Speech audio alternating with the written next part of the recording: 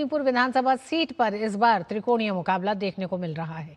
एक तरफ टीएमसी से सिटिंग विधायक सुजॉय हाजरा है, तो दूसरी तरफ बीजेपी ने शंकर गुच्छाई को मैदान में उतारा है। वहीं शंभू चैटर्जी इस चुनाव जंग को और भी दिलचस्प बना रहे हैं। ये सीट इस बार काफी महत्वपूर्ण हो गई है। देखिए इस रिपोर्ट में। मेदिनीपुर, जहां शहर की हलचल और गांव की सियासत साथ साथ चलती है। करीब 2 लाख से ज्यादा वोटरों वाली इस सीट पर हर चुनाव में समीकरण बदल रहे हैं और इस बार भी तस्वीर कुछ वैसी ही बनती दिख रही है।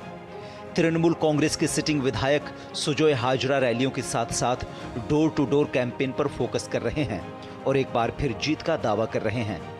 ममता जी को 4th टाइम के लिए चीफ मिनिस्टर बनाना है, क्योंकि ममता जी इतना सारा काम किए हैं। मिदनापुर का जो आम आदमी है सबको पता है कि सुजॉय कैसे हैं, तृणमूल कांग्रेस यहाँ पे क्या करता है सबको पता है।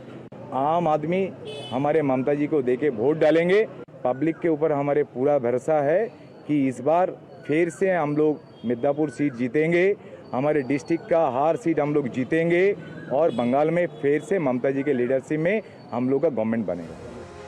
वहीं बीजेपी के शंकर गुच्छाई जंगल महल बेल्ट में पार्टी की बढ़ती पकड़ और विकास के एजेंडे के दम पर टीएमसी को चुनौती दे रहे हैं। बीजेपी यहां बदलाव के मुद्दे को लेकर आक्रामक नजर आ रही है और सत्ता विरोधी रुझान को अपने पक्ष में भुनाने की कोशिश में है।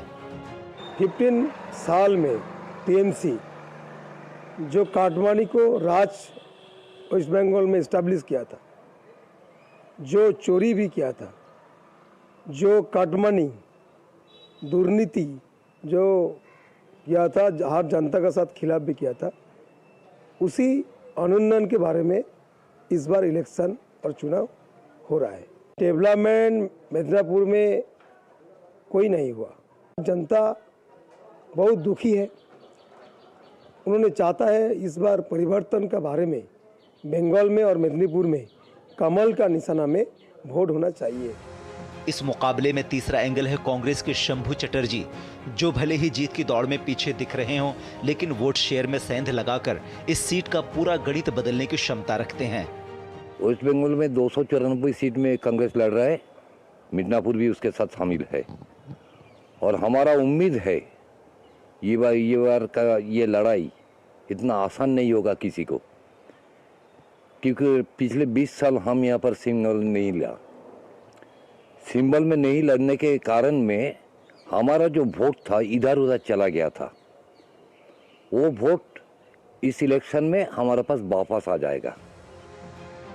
अगर मुद्दों की बात करें तो मेदिनीपुर में सड़क, पानी, रोजगार और लोकल इंफ्रास्ट्रक्चर सबसे बड़े चुनावी सवाल बने हुए हैं। ग्रामीण इलाकों में सरकारी योजनाओं की पहुंच और भ्रष्टाचार के आरोप भी चुनावी चर्चा के केंद्र में हैं। कुल मिलाकर मेदिनीपुर की ये सीट इस बार क्लोज लेकिन टिल डेट नजर आ रही है, जहां मुकाबला कड़ा है और हर वोट की अहमियत है।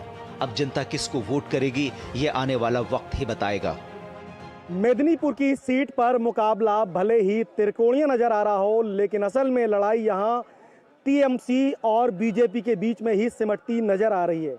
इस सीट पर वोटरों का जरा सा स्विंग यहां के नतीजों को पूरी तरह से पलट सकता है। मेदिनीपुर से कैमरा सहयोगी सुनील कुमार के साथ अमरेंद्र गुप्ता, डीडी न्यूज।